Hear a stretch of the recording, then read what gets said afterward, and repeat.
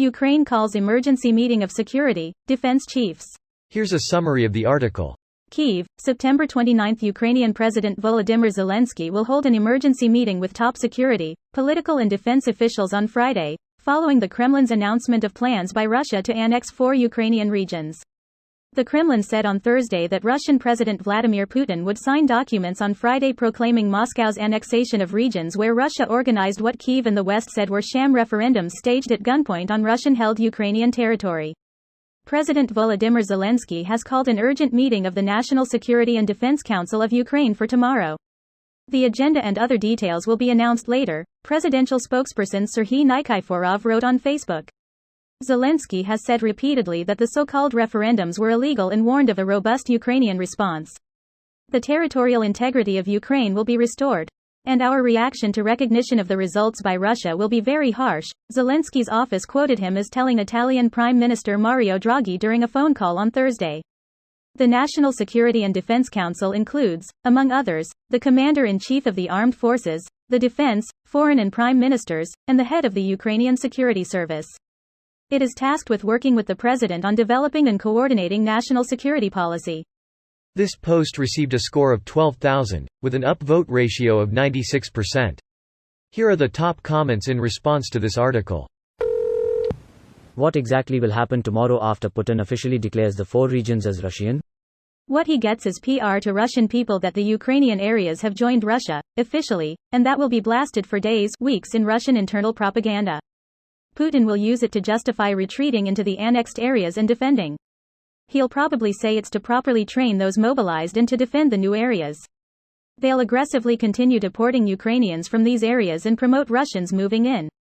Greater than Putin will use it to justify retreating into the annexed areas and defending. None of the annexed areas are in full control of the Russian military. He's literally annexing parts of Ukraine that his military doesn't even control yet, hopefully ever. Somehow everyone in this comment chain missed this. How can Russia fall back to defend their new territory when they don't even have full control now? This is an illegal and false land grab. No country believes this garbage. Who will negotiate over a falsehood?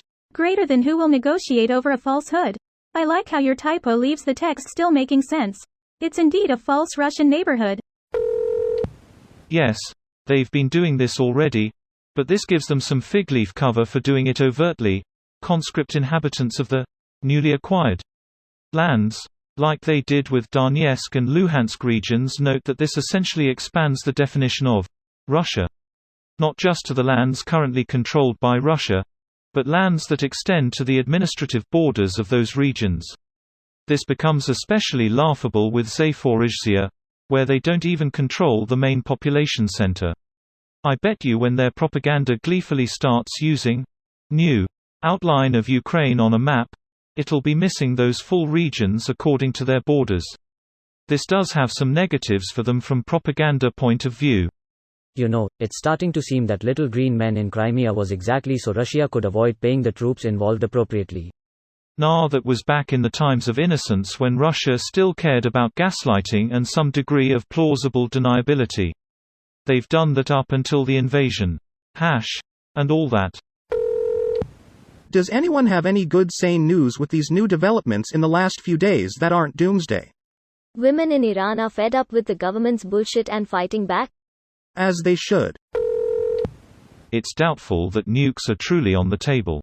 Both come down to what is true on some of these recent rumors. An escalating situation might be the rumors coming out of Belarus about troop movements.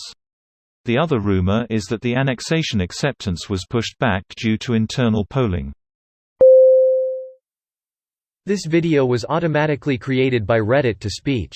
The article and comments in this video were selected from Reddit according to their upvotes, and any paraphrasing was performed by smmry.com, without any human intervention.